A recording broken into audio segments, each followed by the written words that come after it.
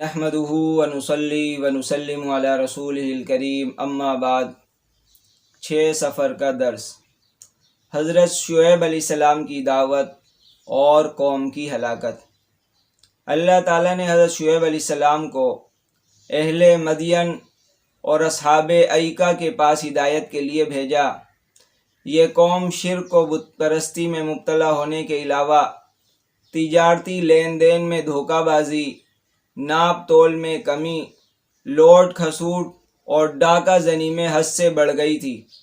حضرت شعیب علیہ السلام نے ان تمام برائیوں سے باز رہنے اور ایمان و توحید قبول کرنے کی دعوت دی، مگر اس نافرمان اور مختلف گناہوں میں مبتلا قوم پر آپ کی نصیحت کا کوئی اثر نہیں ہوا، اور پوری قوم آپ کو شہر سے نکالنے اور سنگسار کرنے کی دھمکیاں دینے لگی، اور آپ کی عبادت و نماز کا مذاق اڑانے لگی۔ پھر بھی حضرت شعیب علیہ السلام برابر ان کو سمجھاتے رہے، قوم لوط اور دوسری نافرمان قوموں کے برے انجام کا تذکرہ کر کے ڈراتے رہے، مگر یہ بدبخت اور نافرمان قوم ضد اور ہٹ درمی میں بڑھتی ہی چلی گئی۔ بالآخر اللہ تعالیٰ نے ان کو آسمانی آگ اور زمینی زلزلے سے تباہ و برباد کر دیا۔ حضرت شعیب علیہ السلام اہل ایمان کو لے کر حضرموت چلے گئے اور 140 سال کی عمر میں وفات پائی۔ نبی کریم صلی اللہ علیہ وسلم کا معجزہ، قحط سالی دور ہونا۔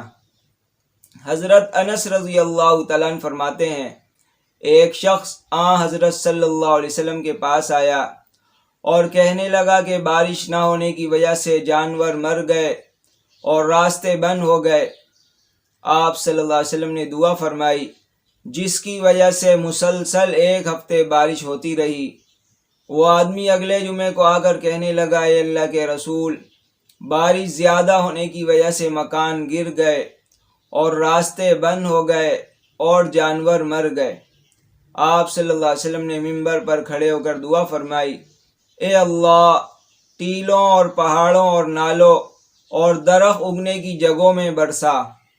دعا کرتے ہی مدینے سے بادل چھٹ گیا۔ ایک فرض کے بارے میں اللہ ہی مدد کرنے والے ہیں۔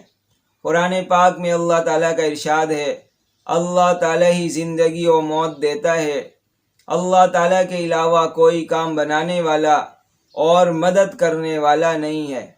خلاصہ، ان باتوں پر ایمان لانا اور اس کا یقین رکھنا ہر ایک مسلمان پر فرض ہے۔ ایک سنت کے بارے میں میت کو قبر میں رکھنے کی دعا۔ رسول اللہ صلی اللہ علیہ وسلم جب میت کو قبر میں اتارتے تو یہ دعا پڑھتے، بسم اللہ وفی سبیل اللہ وعلی ملت رسول اللہ۔ اللہ کے نام سے اور اللہ کے راستے میں اور اللہ کے رسول کی ملت پر ہم دفن کرتے ہیں۔ ایک اہم عمل کی فضیلت، اچھے کام کرنے پر صدقے کا ثواب۔ رسول اللہ صلی اللہ علیہ وسلم نے فرمایا، انسان کے ہر جوڑ پر روزانہ 1 صدقہ لازم ہے۔ 2 آدمیوں کے درمیان انصاف کر دینا بھی صدقہ ہے۔ کسی شخص کو جانور پر سوار کرنے میں یا اس کا سامان رکھنے میں مدد کرنا بھی صدقہ ہے، اور اچھی بات کا کسی کو بتا دینا بھی صدقہ ہے۔